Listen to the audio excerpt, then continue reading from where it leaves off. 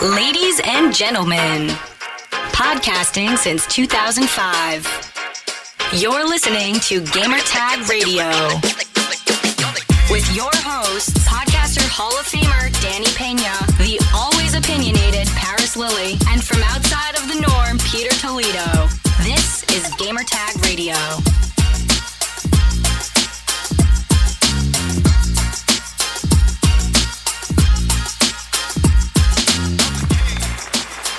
All right, welcome to Gamertag Radio episode 1148. This is your host, Danny Pena, and also joining me for this episode of Gamertag Radio, I'm Pete, all the way from Europe, Switzerland.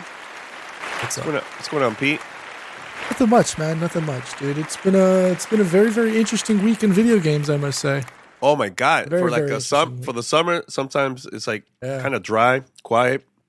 We usually, we usually get stuff like around E3 after E3 August, right? But this month EA is gonna have their event, so that's very, very soon. And then Gamescom, that's next month. So I mean, we got stuff going on, and then the end of August and up, that's when we're gonna start hearing even more news of like, holidays and everything, man. But we definitely gotta talk about this Steam Deck announcement, which came out of nowhere. And I see a lot of people hype. I'm not that hype, Pete. And I'm gonna tell you why in a few minutes. But first, everyone, head over to gamertagradio.com. Listen to our past episodes. You could also find us on any podcast app. Pete, I don't know which app you use, but I use the Apple Podcast app. I'm lazy. All right, so I use Pocket Cast for Android. I know Google has their own app.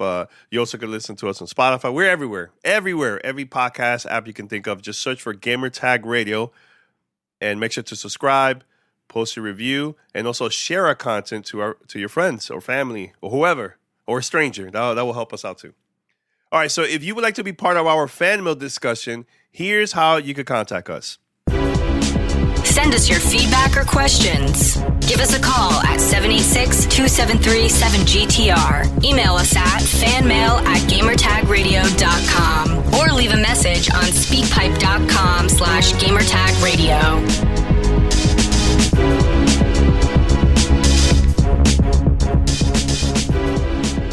All right, Gamertag Radio listeners, before we start our show with Pete, we're going to talk about Steam Deck. Very, very important conversation. My Bright session, my third session of Podcasting 101 series is happening this Tuesday, July 20th at 5:30 p.m. Pacific. That's 8:30 Eastern Standard Time. It's going to be all about content and distribution. We're going to talk about what platform you should use, what type of content, how can your content and your episodes can stand out there to get more listeners. We're going to have a great conversation about that. Also, all Q&A from the attendees. That's the part where I'm super, super excited about this whole Bright session. This is only going to be exclusive there. You're not going to find this anywhere else. I get questions every time about, Danny, can you help me out with podcasting, this and this and that? This will be the perfect platform for you to learn more about podcasting. So this is what you got to do. Go right now to brightlive.com. You could find me, Danny Pena, there. Search for me, or you see me on the front page, and reserve your spot. We still have tickets for this event. The previous events that I had was completely full. A lot of people there. So this is the opportunity to attend and just ask me questions about podcasting. And I want you to become a better podcaster because of that. So this Tuesday, July 20th, 5:30 p.m. Pacific, 8:30 p.m. Eastern Standard Time, Podcasting 101, content and distribution, only on Bright. See you there. All right. So, Pete, my first question is, where were you when Steam Deck was announced from Valve? Honestly, I was at work. all I know is I saw my social media is just going wild. My timeline was going nuts on Twitter. Yeah, and so I had to check. Honestly, I hadn't been looking.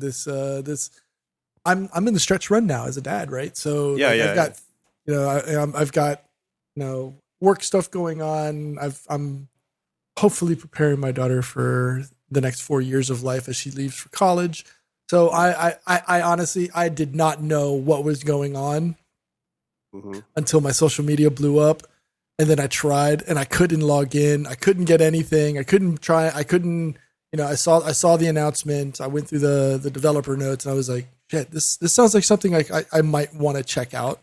And so I tried and I tried and I tried. And like many people, because the servers were flooded, they weren't able to buy it. So, honestly, I waited till the next day. I did what everybody else did. I waited till the hype died down and the servers, the server congestion relaxed, and I was able to do my pre-order.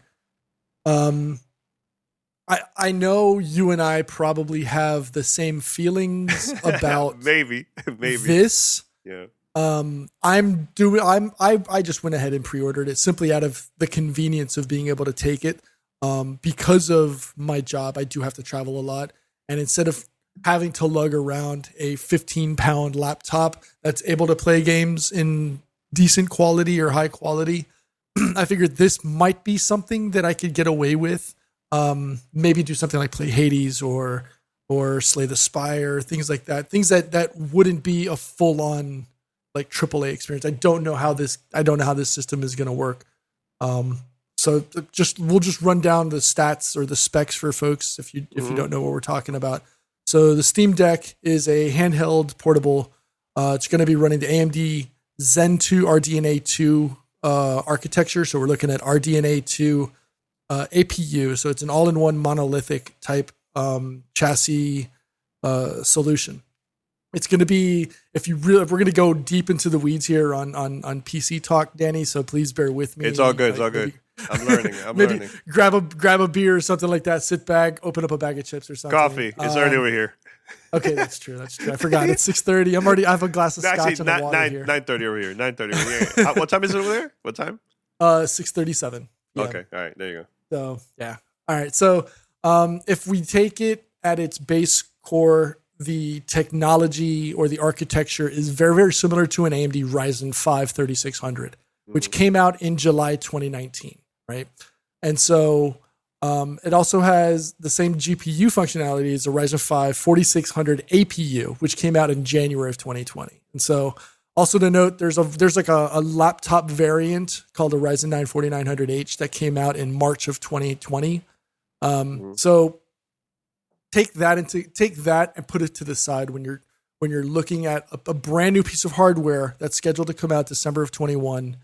For me, it's looking like Q3 of 2022 because I bought the 512 gig. I did the pre-order for the 512 gig unit, right? So there's so put that technology conversation to the side, right? So it has a purported 40 watt hour battery, which will give you anywhere from 2 to 8 hours of gameplay. It does not come with a dock. The dock is separate, right?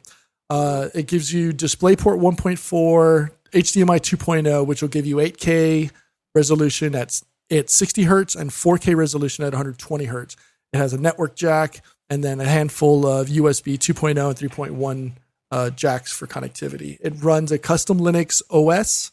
It's called an Arch-based Steam OS. It's supposed to be the newest iteration of Steam OS 3.0. Has a 7-inch screen, 1280 by 800 is your resolution. It has your standard button layouts, the dual, it's got, XBAY or whatever, YXAB, yeah, whatever.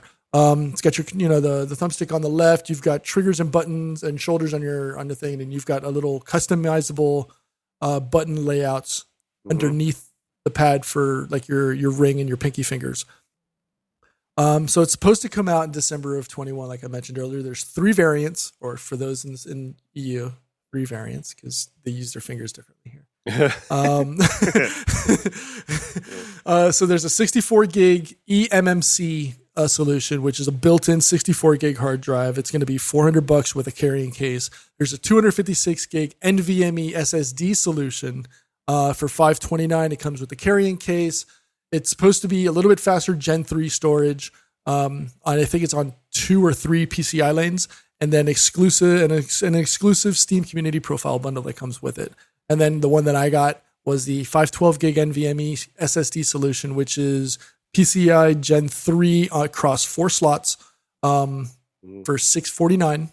It's the fastest available possible storage for this Steam Deck. It comes because it's the higher end tier. It comes with a premium anti-glare etched glass, exclusive carrying case. It's different from the first 2 models, and the exclusive Steam Community Profile bundle, as well as an exclusive virtual keyboard theme, which I don't know what that means.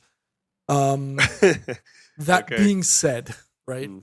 $650 for the brand new latest and greatest Steam Deck, which I won't get my hands on until this time next year. At that point, will be on the same architecture or technology as a 3-year-old CPU APU, which is a GPU with the ability to send out video as well. So we're looking at 3-year-old hardware in 2022. That is the biggest glaring concern for me personally. The other one, there's 2 other ones that I want to get to, but I want to know before we get to my other questions and concerns. Yeah. I want to know what what did you think? Because because you're not as much into the PC master race conversation as Paris and I are. And I know you're a big fan of handhelds and walking or being able to take your gaming on the go.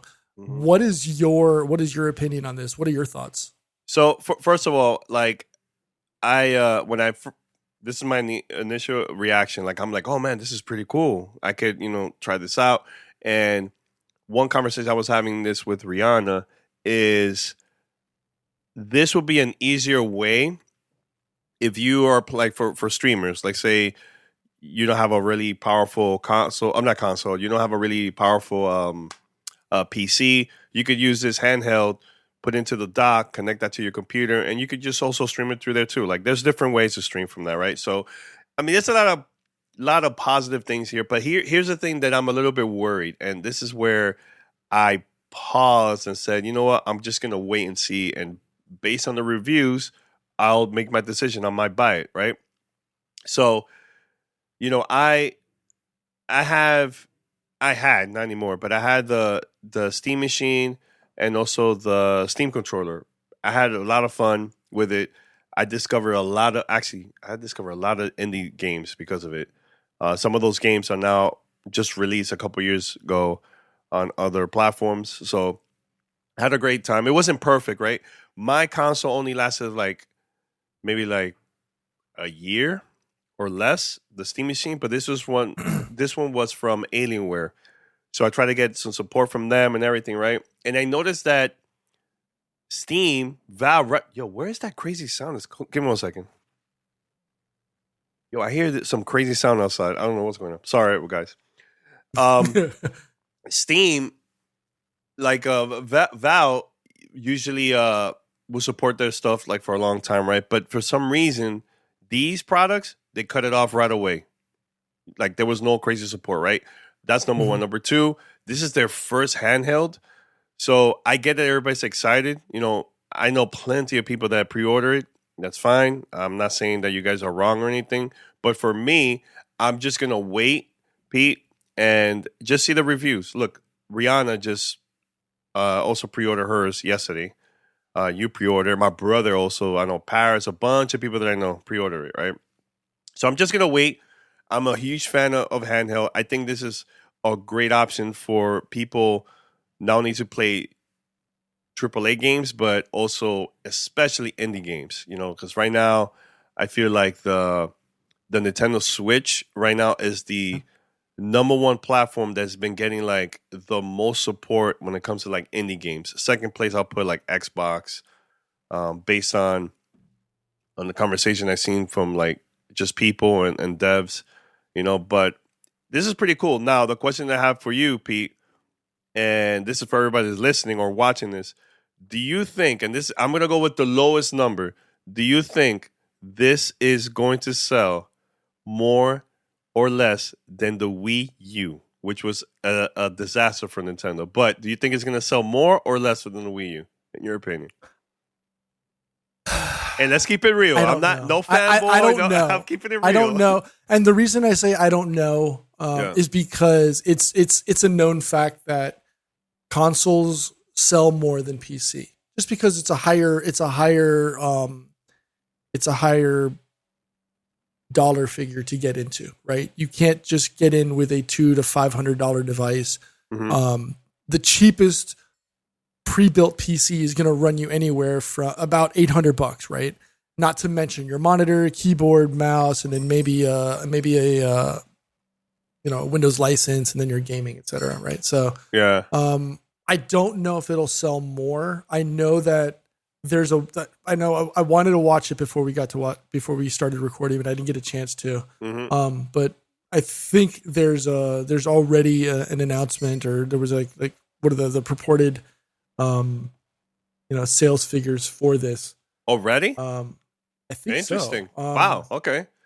Because if I can find it while we're talking, go for it. Go look for it. Search for it. Because I was going to say this. Like, remember, Valve is promoting this as a handheld. They're not really pushing this like, yo, this is the next PC. They're not really pushing like that. They're pushing it like portable device, handheld, right. Another way for you to play our platform, Steam, the games, everything. So there is a chance that this could sell a lot. Also, like it could happen. Okay. It all depends on how many they're planning to actually ship for the first. Because I think the first device out of the three is the cheapest one that's coming out at the end of this year, right? And then is the middle one, right? 256. So that one's going to be Q1 of next year. Yours is what, Q2, the one that you pre-ordered? Initially was Q2 2022, and now it's been bumped to Q3 as of yesterday, right? Yeah. And so it wasn't Steam that announced it. There was actually somebody slipped on the coding of the website for it. Ooh. And they slipped. There was a hole in the HTML code that allowed it to be seen. So day one price, the day one numbers, the 512 gig model was 71,600 units. 55,000 estimated came from the North America, and then the 256 gig model, 33,000 units, of which 28,000 came from North America. So we're already looking at over 100,000 units of just tier 2 and tier 3 devices. They weren't able to see it about the tier 1, but they're estimating it close to about 10,000 units. That's not bad. But again, that's not bad. No, absolutely not. 110,000 units is not a bad number to launch on day one. That's not bad. On day one. So, but, and then again, take that into consideration when you compare it. PC once again, is always a higher cost of entry, right? There's always a higher cost of entry in there, but it's not like in other units. And I'm looking at Nintendo directly in his eyes. He or she's eyes, because we don't know. They might be fluid like Loki. Nintendo, you have to buy a new title when you flip. Like, I went from the Wii U and I went to the Switch. You had to buy a brand new, if you wanted to play Mario. It didn't matter if you had it on the last 3 or 4 consoles. You had to pay for it again. Yeah. Whereas here, I could take my entire 600 title library and carry it over. My question is, and this is something that I wanted to hold till we got to later in the conversation about it, because the OS is Linux based, will any or all of the games be compatible? They say it's possible. I know that they've made mention to using Proton to get past the hardware abstraction layer to be able to play it maybe through a browser or something like that. But yes, I can allegedly bring all 600 titles from my Steam library over to play on this device. And that's great. I don't have another barrier of entry of having to bring over new games because I got to pay for them again. I have no backwards compatibility concerns or questions or issues. They're there. Now, again, will they be able to be played on Linux? Will they be able to be played on the Steam OS? Is the ultimate question. So my thing that I have to say about that is when I got my Steam machine, there was a lot of games available for this device, for this console. So I didn't feel like I was missing out. Of course, there's going to be like a couple brand new games that everybody's talking about that they haven't on their PC that's now available. Different conversation. I totally get that. But I downloaded a lot of games, Pete. a lot that was available for Linux that I had no idea was already there, and there was some that they did a quick update and was already available like a couple weeks or months later, So I think for this, if there's potential to make even more money, of course, all these companies, all these studios are going to probably have their version for this to have it available. You know what I'm saying? Like right now, everybody, the whole industry is talking about this right now, about the device. Of course. But for me, I just pre-ordered the Nintendo Switch OLED. One is I have confidence with Nintendo when it comes to like handheld products. It's not there for me yet for Steam. I think, like I said, once I hear from you, from Paris, from everybody, Rihanna, everybody that tells me, yo, this thing is amazing, then I'll buy. Yeah, it's going to be harder for me, most likely, based on the reviews. It's going to be harder for me to pre-order next year, but of course. But I think that's the safest way for me to get the device instead of like, let me just pre-order without, sometimes hype is not good, man. You know what I'm saying? Like, trust me. I 100% agree with you. Yeah. I mean, you and I have both been burned by the Ouya bug. That's a fact already. We know that's another one. And we saw the potential. We thought that device was going to be huge. Like, I thought it was going to be like, yo, this is going to take Android to the next level, yo. And I remember this. What's her name? We had her on our show where we did like a Ouya interview, and they were talking about all these features and achievements and online. Dude, none of that Julie happened. Ehrman. There you go. It never happened, So, you'll never guess where she's working right now. Where she's working at? She's the president of media for Playboy Enterprises. Wow. That is hilarious. No. Good for her. Good for her. Man, hey, gotta make she money, got my $99. Thing, I got the Ouya. I think it's still down in my cellar. I threw mine away. No. It's still. I think mine is still in the cellar. No, I gave it away. I actually gave my Ouya away. Yeah. But I mean, whatever. Look, they got my $99, and I got $99 worth of enjoyment and fun out of it because I spent mad hours on the couch yelling and screaming at my TV, yelling at my wife and my kids. Yeah. Playing Bomberman. All completely worth it. All right. So my question to you, Pete, and this is the question I want to have for everybody that already have Steam, that have a bunch of games. What is the first game you would like to play PUBG. on the Which one? PUBG? Come on. But you're going to ask me that question? Hold on, Pete. 2,500 hours in, you're going to ask me that question. But I am asking that question because you're used to playing this on a mouse and keyboard. This is a controller. Becomes controller, yes. So you're okay with that to play this? I don't have a choice, really, do I?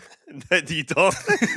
Well, you do have an option. I think you do have an option. You could, if you get the dock separate, which they're planning to do that, you could connect mouse and keyboard on that, I think. For sure. Yeah, so you could do that. But I'm talking on the go. On the go, it would have to be a single player game or something that's not online required. Maybe a game like Biomutant. Maybe a game. I can't use that. I'm literally looking at my thing. I'm literally looking at my Steam library now. Games like Don't Starve Together, Doom. Doom will be really good. I mean, I play on the Switch, but it's not going to look that good compared to actually, if you compare the two APUs, and I'm pretty sure that the APU here is going to be much better than the one for on the Switch. Oh, I forgot to bring this up. This is another part where I'm a little bit cautious also, especially if you or anyone pre-order the base version, because that's the one that's going to come out first. What happened if that version is going to get bad reviews based on the features that are available there? Because I know the second version and third one, it's going to be a lot faster, more storage. Aren't you worried about that? Because that also might kill the sales based on the first platform that comes out, the first version. So I think that's where console bias or platform bias starts to deteriorate. PC players ordinarily know, and that's why, and like you saw it with those reported sales figures, right? You saw the difference of the breakdowns, right? In the ones that people were looking at. Mm-hmm. Let's go back to that. It's 71,000 for the tier 3 higher end tier, the top tier model. That's a lot. Was the top selling one. The top selling one. Again, high cost of entry coming into PC gaming. People are used to this. So they know if I throw more money, if I throw more dollars at it, it's going to perform better. Right? That's just like break it down to the most basis of concepts.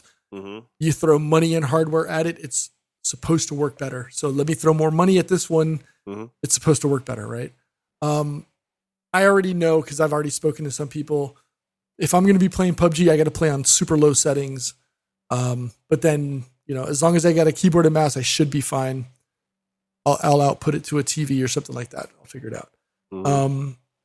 But I think seeing the way PC gamers think and operate, I think they already have an expectation that they know that tier 1 or the 64 gig eMMC model is not going to perform as well. And then remember, you also have the SD card that slips in that uses, I think it's U1 and U3 performance, it's going to be much, much slower than the built-in hardware or even the NVMe storage that's built into the device. So, expect long wait times. I know for the Switch, I think you mentioned how trying to compare the load times for, Outer Worlds on Xbox Series X versus the Switch. Oh, it's terrible. Night and day. Yeah. So expect the same exact expectation here. Yeah. When you compare the tier 3 and maybe the tier 2 models to the eMMC model, the 64 gig. Mm-hmm. And again, outside of IGN, nobody has really gotten their hands on this device. So we don't really know. If it was John Linneman from Digital Foundry, or if it was PC Jesus from Gamers Nexus, if it was people like... What's up with these names? That's if you watch Gamers Nexus, if it was Steve from Gamers Nexus, I'll use his real name, but come on. In the comments, if you go through it, it's Jesus, right? But if that's who I'm going to for those hardware performance specs, because they're the ones that are literally going to take that device down bit by bit. They're going to break it apart. They're going to tell me exactly what's going on, behind the scenes on that hardware, and give me the nitty gritty. And this is no knock on IGN, but some of the questions they asked and some of the answers they got were kind of market speak, and they didn't really truly answer the question. And so I know from watching reviews, this is one of the things that people are waiting for, right? Is really breaking down that how many PCI lanes are there for the hardware, for the memory. Is the memory is the memory soldered in? Is the storage soldered in? Is that something that maybe we could see them being able to be swapped out? I think they said the hard drive can't be swapped out if you did take it apart. I know OS. I can take out the OS. I can install Windows, and this goes back to the storage question. Mm-hmm. Now, does that mean that the 512 gig is now going to be missing 10 to 15 gigs of storage space because I loaded the OS onto that, as opposed to maybe, the Archbase, SteamOS 3.0 is maybe built into the memory or built into the hardware. It's questions and things like this that they know that those of us in maybe the IT and maybe in the IT community, or maybe just really deep down into PC master race conversations, those are the questions we want to know, right? Like, how much of that hardware do we have access to? How much are we going to be able to use? Yeah, I just definitely wanted to talk to you about this. Hopefully, once we have Paris here, also we'll ask him questions, about mm-hmm. it. I have questions I want to talk to him about too. So I'm waiting for him to get back. Yeah, I can't wait. I think that would be an awesome conversation. But here's one thing that I have to mention, because Paris says no. He's in the chat. Shout out to him. So I'm glad he's actually using his name and not using the GTR chat. So now we know that's actually him. That's actually him. No, so this what happened, Pete. I already pre-ordered the Nintendo Switch OLED. I'm excited about that. I couldn't get the white one. That was going to be impossible to get. So I just got the regular neon colors. Now, yesterday, I was seeing tweets that everybody's saying, oh my God, Walmart, they're selling it for $2.99. I'm like, wait, what? The neon colors, $2.99, Nintendo Switch OLED, only at Walmart. So I'm wondering, is this a mistake or what? So I checked today, it still says $2.99. I don't know what's going on, honestly. So if anybody could tell me, was this a mistake or what? Are they planning to lower the price? Please let me know, because I already pre-ordered my version. Now, I know there was a couple people saying, "Oh, this is because of the Steam Deck." Please, it's not. Come on, Nintendo's not worried about the Steam Deck at all. No, but flip that narrative. Absolutely, 1 week after Nintendo dropped theirs with colors, price, etc., and then all of a sudden, Gabe walks out the cave and says, "Steam Deck." You know, so it's but here's the thing: they were listening. Nintendo, they weren't. I'm not saying it was Nintendo doing it. I'm saying Steam absolutely waited to see, because I mean, we knew that we all kind of know. And look, I'm going to give you my personal opinion on this. I think this Switch OLED is just it's a step up, but it's not a true upgrade. It's just a parallel refresh. Yeah. It's just a generation refresh, right? I'll tell you this, version 1.5. I'll tell you this, compared to what I have, it is a major upgrade, because there's different versions of Switch that came out since the first one. The one that I have the original launch. So if you compare the battery life to this and the new one, of course it's going to be better.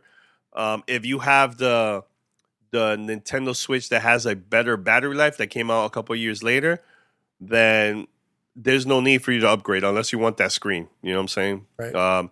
But the only thing is, I'm wondering why they didn't upgrade the D-pad, because I hate those button D-pads. So that's why I always use the Pro Controller. You know what I'm saying? But that's just me. It's all good. But for those who are listening, please let us know if you pre-ordered the Steam Deck and also the Nintendo Switch OLED. Hit us up, fanmail at gamertagradio.com. We definitely will play here. And please tell us your thoughts about both handhelds. You know, why you pre-order it. Are you excited? What's the games that you're excited to play? All that stuff. And it's going to be cool, man. You're listening to Gamertag Radio.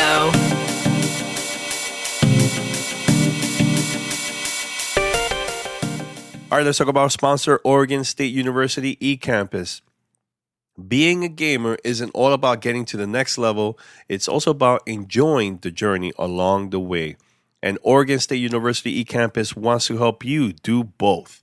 Join a worldwide network of students as you pursue a degree online with Oregon State, an innovative and nationally ranked provider of distance education. With more than 80 programs to choose from, you can advance your career by earning an in-demand degree in fields like computer science, business, and the digital communication arts.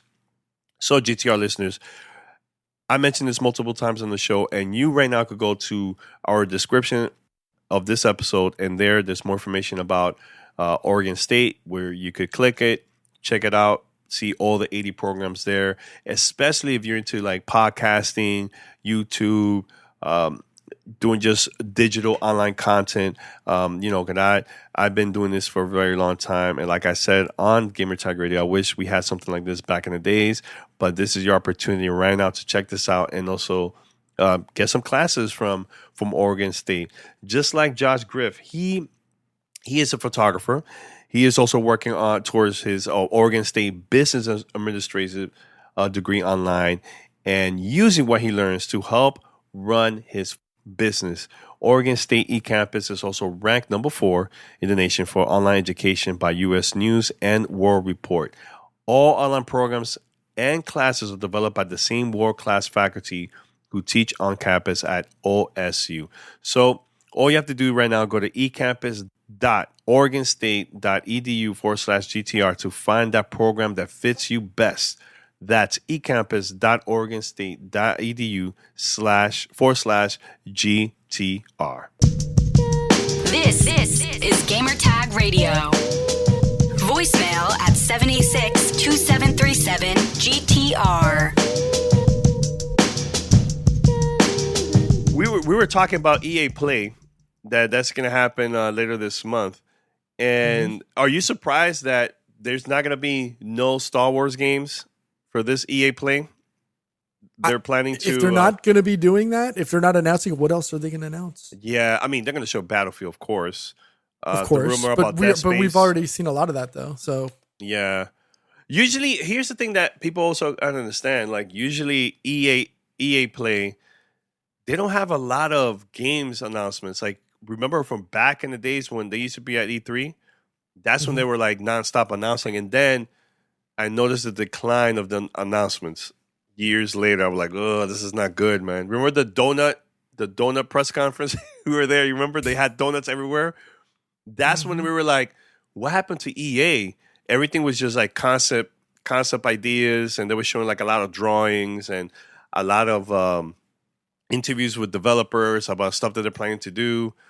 But that's about it, you know. So, so no Star Wars game announcements this year. So they're going to take a break for a while. So that's good. You think maybe it's going to be a sequel to Fallen Order? I mean, we know Respawn's already working on a new game. Mm-hmm. We know Ubisoft has got their own Star Wars. No, it's not Ubisoft. Yeah, Ubisoft kind of has their own. I think they're supposed to have their own thing. Is it maybe Fallen Order that we'll see? That's going to be the new big shebang that they drop on that. I mean, that last game was a huge success for EA. That was the biggest successful Star Wars game for them. Yeah. Mm-hmm. You know, it sold a lot. A lot of people loved it. 10 million sales. Great reviews, everything, and might as well just release a new one. And that was the game that they showed during the Steam Deck, right? They showed that, right? Multiple times. I'm like, okay, all right. I mean, Pete, that's a AAA game. And you were like, agree. You know, that's dope. Playing that on the go, you can't do that on the Switch. You know what I'm saying? So, but Skate, when they might show Skate, I think that's a good one. I know they're going to show other EA Sports stuff, you know, but I'm talking about like, of course, non-sports games, you know. So, are we going to see any new BioWare stuff? Any BioWare games? What do you think about that? No? Dragon's Age? Ooh, I don't know. I don't know if that's a little bit too early though. Do you think? Is it though? When was the last Dragon's Age game that we saw? It's been years, but I'm talking about announcement wise, and then I don't know, man. Well, I don't know. I have no idea. I can't imagine. I think if they're going to do anything Mass Effect related, I think they're going to hold off on that until they've got everything right. Oh, wait. This comments from the chat. I think BioWare already backed out. Showing? Yeah, okay. All right, so yeah, no. Wow, what the hell are they going to show? There's no BioWare, no Star Wars. All right, well, we know soccer's football is really popular, so maybe they go FIFA 22, you know, give me another wrestling game. Oh, wait, NFL. Sorry. Yeah, so it's baseball. confirmed. It's confirmed. Liquid said, this is from the chat, everyone, that they tweeted that Dragon Age 4 and Mass Effect won't be there. Damn, man. Or Skate. Wait, no Skate? Oh, no Skate either? Okay, man. So what is the point of us watching? This is only for Battlefield? This is going to be a Battlefield conference? No, just Dead Space. Just Dead Space for me. They listened to the last show. Yeah. They listened to the show and they're like, Pete wants Dead Space. We'll give it to him. Look, man, if you go listen to our archive, the GTR, Pete went to the Dead Space. We already had this conversation multiple times on the show, but that was a very dope coverage. Really cool coverage. And just hearing the story on how they came up with Dead Space, amazing. Make sure to download that. Highly, highly recommend it. It's amazing. Yep. Unless they probably will show like an indie, like EA Originals. I can see that happening. You know, like a smaller game from EA. You know, I know Unravel, they've done that in the past. Yeah, I can definitely see that. Anything else, Pete? Anything else? Before we let's go back to what that announcement up at the beginning of the show, that announcement on IGN from what we're seeing from Ubisoft. Yes. That's going to be the new Heartland release for the Division. So wait, Heartland is first person? Yep. There is a link that you can go to sign up for the beta. Yeah, I did that. I signed up. I signed up a long time ago. I already signed up for that. Yeah. But can you post it in the chat so people, if they want to sign up, yep, they could do that now. and hopefully, and also we'll put that on in the chat, not in the chat, no, the description of this episode. If people want to, subscribe and sign up and all that good stuff. So, yep. And the cool. link, obviously, because I'm in Europe, is going to link you to the European site. But I think because of the way your cookies work, it should redirect you based on your location. So in the chat, It's in there already. Okay, no, that's cool. Good to hear. Wow, so I'm happy that this is a first person. I'm very absolutely. I dig it. I dig it. I really dig it. Now, do you think is because you could change the camera view, first person or third person? I think if they're going for what looks to be like a 5-on-5 type situation, it's going to be first person.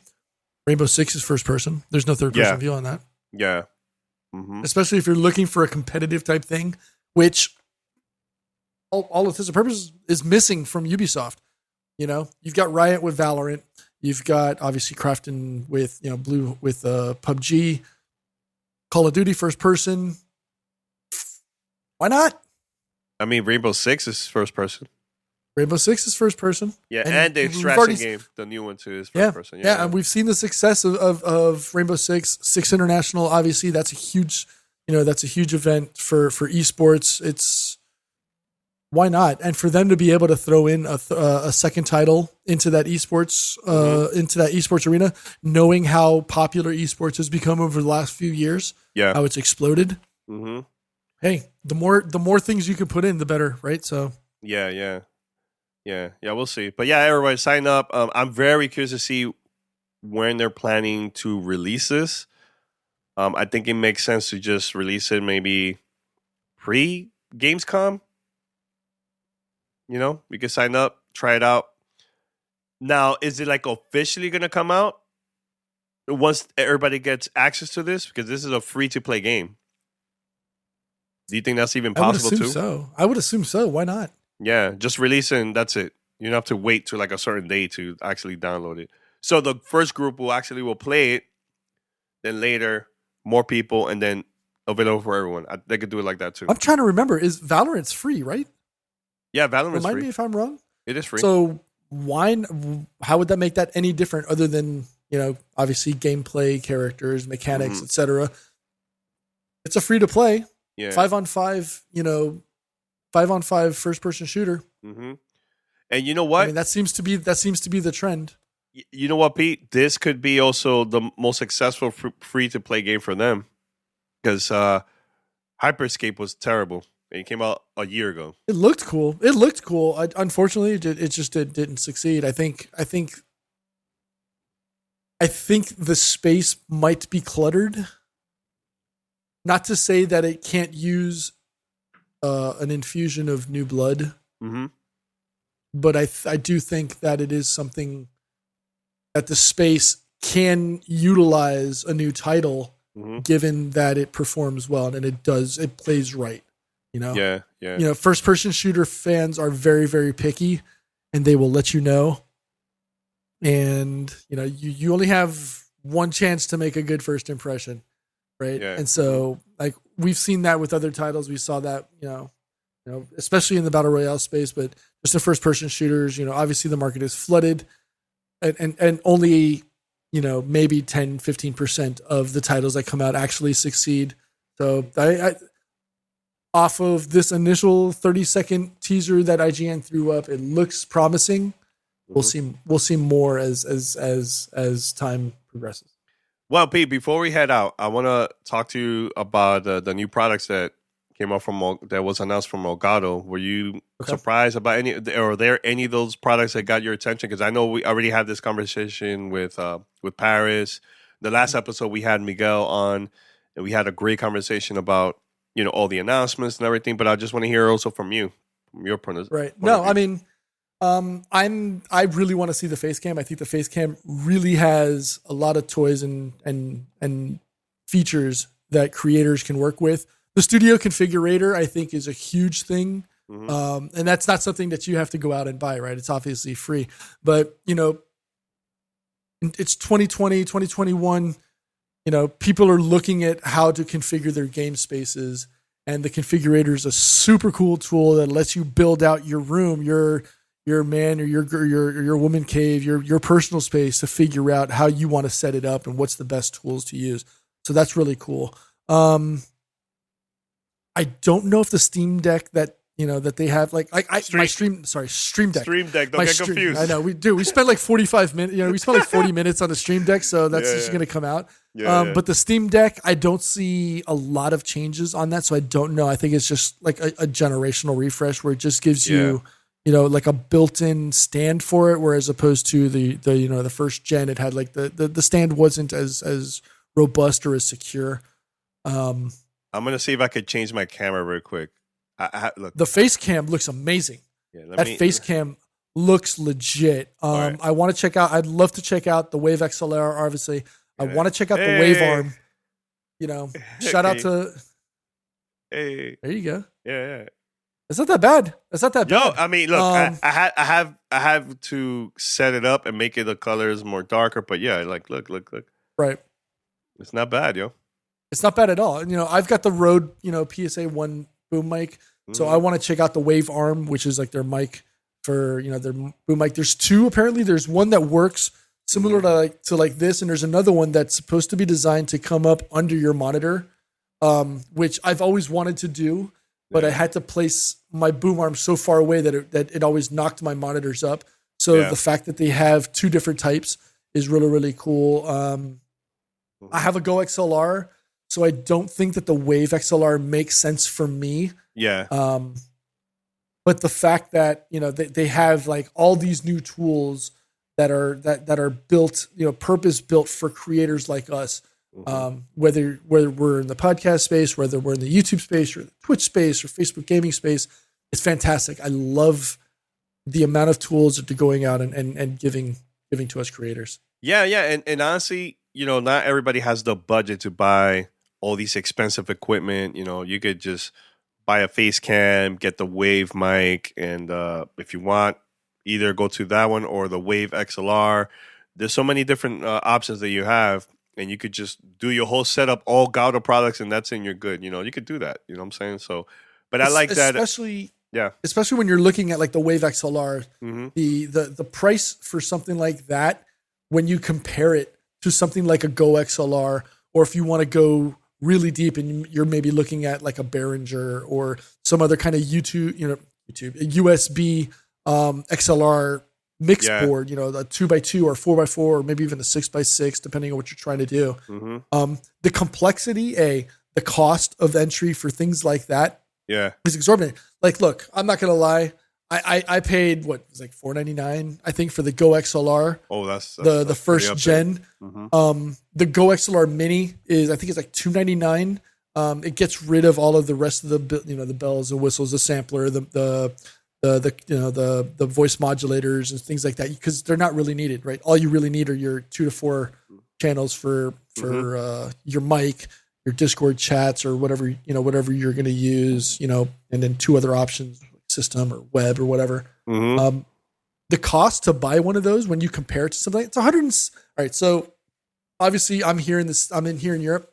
It's 170 pounds or 170 euros. Comparison to maybe it's like what, 199 for the US side. For what? For which one? For which one? For the Wave XLR. Yeah. So 199 compared to 299 for a Go XLR Mini or 499 for the full size Go XLR. Yeah. I mean, of course, yeah. I'll go with that. Now it's almost a no-brainer. Yeah. Now, before we wrap it up, this is this Stream Deck that is new, the new version. This one you also could customize the faceplate. You can remove it, everything. And the cable is a lot better setup than the one that we have. The originally came out back in, right? Yeah, yours is removable, right? Yeah. Well, I haven't opened it yet, but the setup is way easier. It's like more user friendly than the first one. You know what I'm saying? So gotcha. I'm gonna try this out. Hopefully later on today I'll set it up, because I just didn't have time to do it, man. So, but you guys have options to try it out and buy it. I think on Tuesday actually I'm gonna have my Bright class.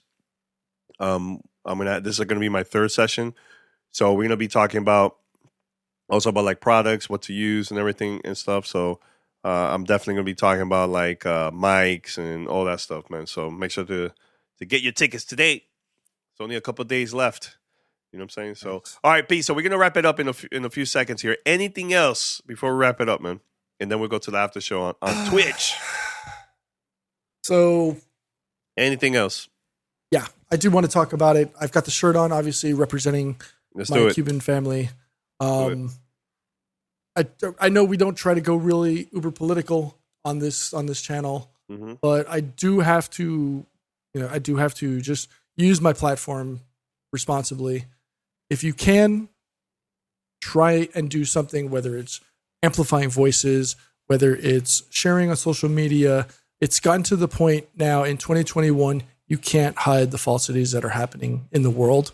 You can't. So please, if you can share, you do anything, and it's not just for Cuba. We've seen what's going on, the hardships in South Africa, we've seen the hardships in Haiti, everywhere. We're seeing the hardships everywhere in the world. Let's just be better people, folks. Right? If you're seeing atrocity, if you're seeing bad things happening, speak out. And that's all I'm really going to say about it, because I don't want to get too emotional or too emotionally invested in this here on the show, because that's not what we're here about. But that's what we're here for, right?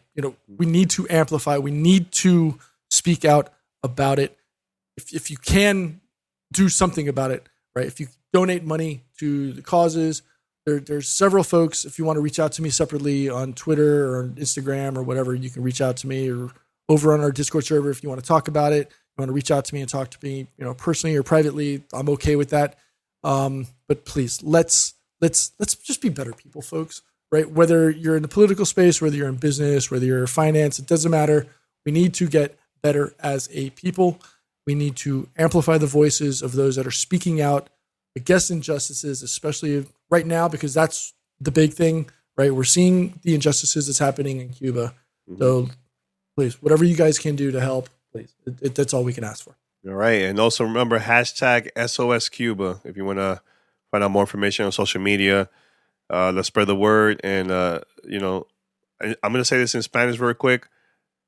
Saludos a mis hermanos cubanos, cubanas worldwide. Shout out to you guys. Much love, much love. So, and we're going to wrap it up here. Head over to gamertagradio.com. Listen to our past episodes. You can also find us on any podcast app. Just search for Gamertag Radio. Subscribe, follow us, and also post your review. If you would like to be part of our family discussion, and maybe you disagree with us about the Steam Deck handheld, maybe you think it's just a terrible device, I don't know, just let us know. Or maybe you love the device and you're saying, you know what, guys, I have to defend it, and this is why. Hey, you could let us know too. Let's go for it. We could talk about it. Or Nintendo Switch OLED, we could talk about anything, All right, and here's how you could contact us.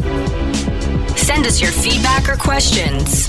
Give us a call at 786-273-7GTR. Email us at fanmail@gamertagradio.com or leave a message on speakpipe.com/gamertagradio. All right, and also shout out to Mandy, Arctic, Tanya, everybody that have been also helping us out, not only here on the chat, but also on Discord. I've been, going there once in a while. I've been busy the past few weeks, but it's good to see people still active. So if you would like to be part of our community and just have other discussions with our GTR community, go to discord.gg/GTR. That's discord.gg/GTR. Until next time, we're out, and I have another episode hopefully coming out later this week. Stay tuned for that. Until next time, peace.